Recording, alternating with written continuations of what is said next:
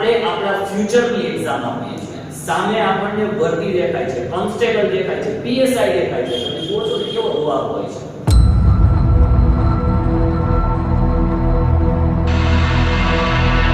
તો મિત્રો, આજે હું છું માંગરોળ મુસ્લિમ સમસ્ત ગાચી સમાજ જમાત ખાનામાં, કે જ્યાં આજે એક મીટિંગનું અથવા સેમિનારનું આયોજન કરવામાં આવ્યું છે કે જે કોઈ પણ વિદ્યાર્થી મિત્રો છે એ લોકો જે પરીક્ષાઓ આપવા માંગે છે, વર્ગ 3 છે, વર્ગ 2 છે, ખરેખર આ એક બહુ સરાહનીય કાર્ય કહી શકાય. એટલે મને રિઝવાન સરનો ફોન હતો કે નિઝામ સાહેબ આવી જાઓ, વિદ્યાર્થીઓને થોડું આપણે ગાઈડ કરવાના છે અને ક્લાસ ચાલુ કરવાના છે. મેં કીધું ઠીક છે, પધારું છું. તો જોઈએ છીએ આજની મીટિંગની અંદર શું થાય છે. ચાલો તો જઈએ અને જોઈએ.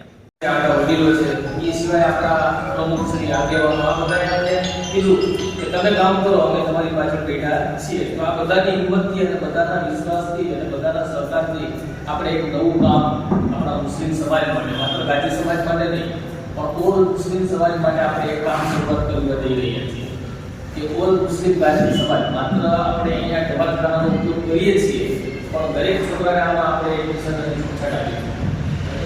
એટલે માત્ર ગાજી સમાજ પૂરતી મર્યાદિત નથી, પરંતુ તમામ મુસ્લિમ માટેની આપણે આ પ્રક્રિયા કરવા જઈ રહીએ છીએ.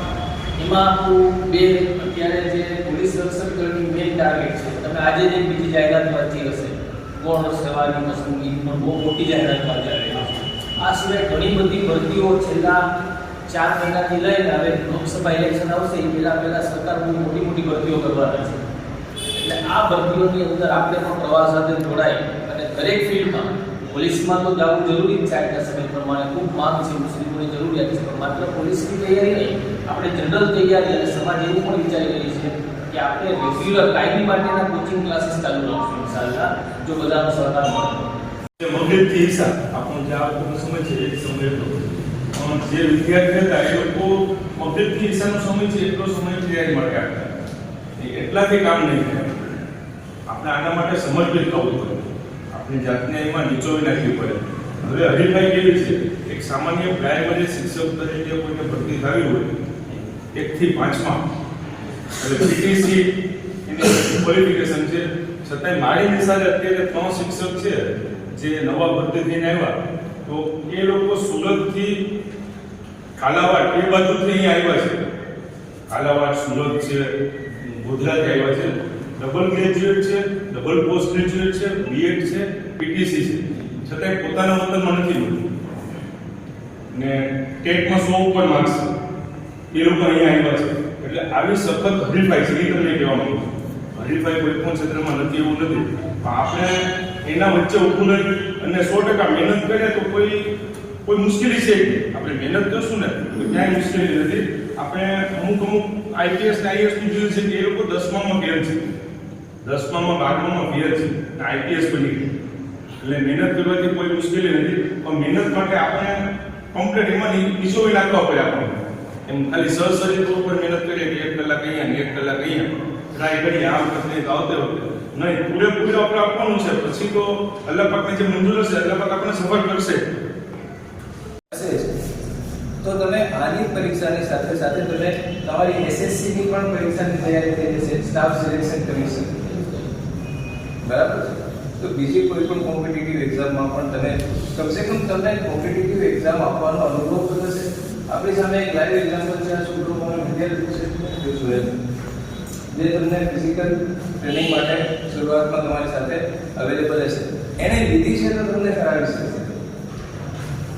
એને ફિઝિકલ એક્ઝામ પાસ કરી છે તો તમને કરાવી શકશે, છે ને. સાહેબે કીધું કે 10 વિદ્યાર્થી જે છે, અમારો ટાર્ગેટ છે કે 10 વિદ્યાર્થી કલાક કરે કે એમાંથી જેટલા ભાગ જેટલા એક્ઝામ કરે બધા થઈ જાય, પરંતુ આપણે થોડું રિઝનેબલ કરીએ છીએ કે ભાઈ 10 વિદ્યાર્થીઓ જો થઈ જશે તો આવનારા બીજા 100 ને એ તૈયાર કરી શકશે, છે ને.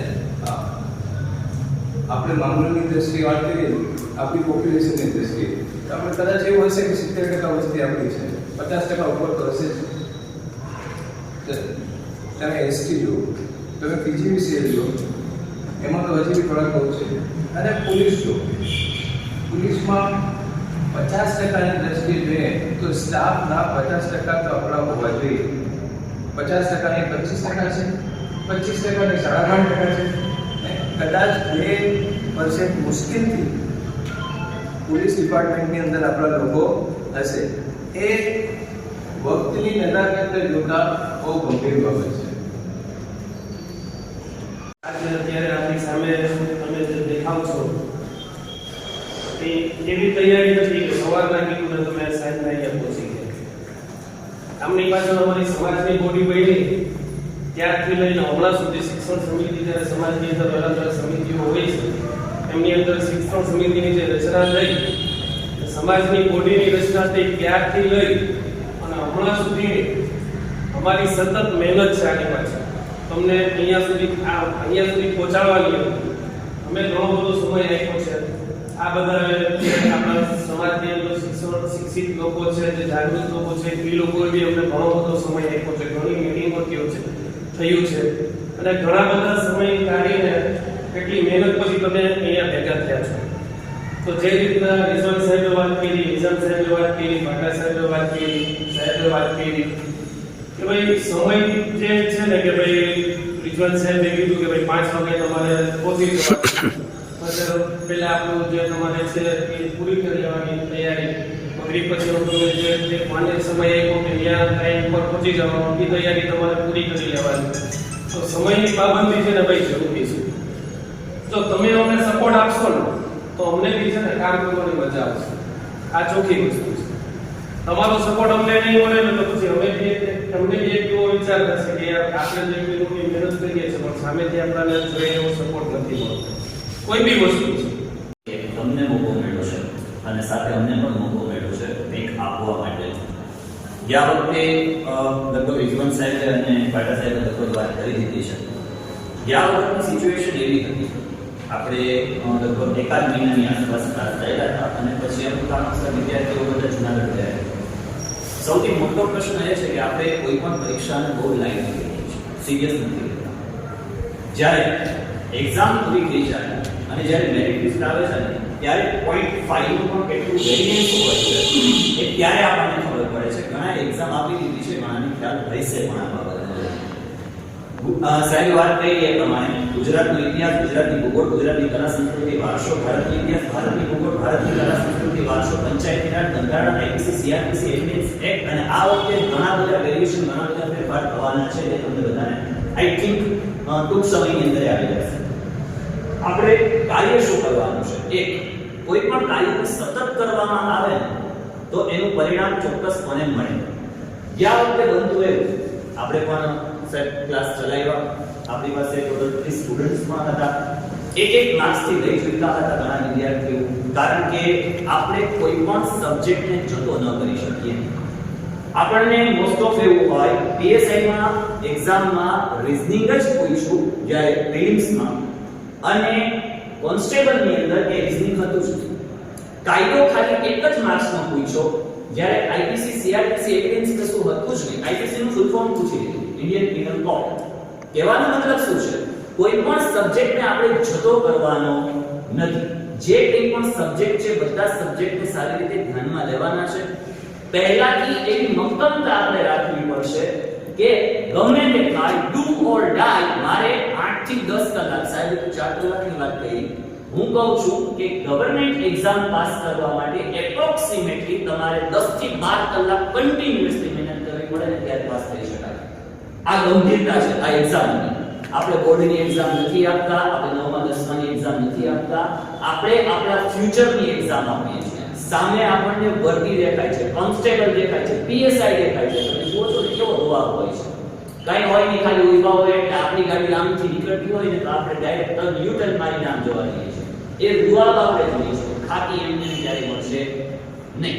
ખાકી મેળવવા માટે કરી અને તમારી એવી મક્કમતા હોવી જોઈએ કે કદાચ ગમે તે થાય હું આ વખત એક્ઝામ પાસ કરીશ. વાણીનું કામ છે, મૂકી દેવું પડશે. હું સમજુ છું કોઈ એવી પરિસ્થિતિમાંથી પણ આવતા હોય છે, બરાબર, કે કન્ટિન્યુઅસલી વર્ક કરવું પણ પડતું હોય, કદાચ પરફેક્ટ સમય ન આપી શકતા હોય તો અમુક જે ખોટા આટા ફેરાનો સમય છે એ સમયને કાઢીને આપણે સિક્યોર થવું પડશે. આપણે ટાઈમ મેનેજમેન્ટની સાથે ચાલવું પડશે અને તમારા બધાની અંદર એક તાકાત છે. જો રાઉન્ડ પાસ કરી શકતા હોય ને તો તમે એક્ઝામ પણ પાસ કરી શકો. તો મિત્રો, અહીંયા અમારી મીટિંગ પૂરી થઈ. ઘણા બધા વિદ્યાર્થીઓ હાજર રહ્યા હતા, તજજ્ઞો હાજર રહ્યા હતા અને સાથે જે આગેવાનો છે એ આગેવાનો પણ હાજર રહ્યા હતા. માંગરોળ મુસ્લિમ સમાજનું એક સરાહનીય કાર્ય છે કે તમામ જે કોઈ પણ વિદ્યાર્થીઓ છે એ બધા વિદ્યાર્થીઓ સારી રીતે પરીક્ષાઓની તૈયારી કરે, એવા તજજ્ઞો થકી એ લોકોને તાલીમ પૂરી કરવામાં આવે, જેથી કરીને બને એવું કે એ લોકો પરીક્ષામાં સારી રીતે ઉત્તીર્ણ થઈ શકે અને પોતાનું મા બાપનું પોતાનું નામ રોશન કરી શકે. હજુ જે કોઈ પણ વિદ્યાર્થીઓ બાકી છે, જે લોકોએ નામ નથી નોંધાવ્યા, તો એ ત્વરિત ધોરણે નામ નોંધાવી લો. સમય ખૂબ ઓછો છે, ઓછા સમયમાં ઘણું બધું કાર્ય કરવાનું છે, સારી રીતે આપણે માર્ક્સ લાવવાના છે, સારી રીતે પાસ થવાનું છે, સારી એવી નોકરી કરવાની છે, ખાખી જોઈએ છે, તો આપણે અત્યારથી મહેનત ચાલુ કરી દેવી પડશે. એટલે જે કોઈ વિદ્યાર્થીઓ હજુ સુધી બાકી રહી ગયા હોય તો કન્ટિન્યુઅસલી ક્લાસ ચાલુ થઈ ગયા છે. સવારના દોડનું આયોજન પણ છે, એટલે ચાલુ થઈ જાઓ અને મહેનત શરૂ કરી દો. આજના વિડીયોમાં એટલું જ. મળીએ છીએ નેક્સ્ટ વિડીયોમાં. ત્યાં સુધી ખુશ રહો, ખૂબ પ્રગતિ કરો અને પરિવાર સાથે રહો. ધન્યવાદ.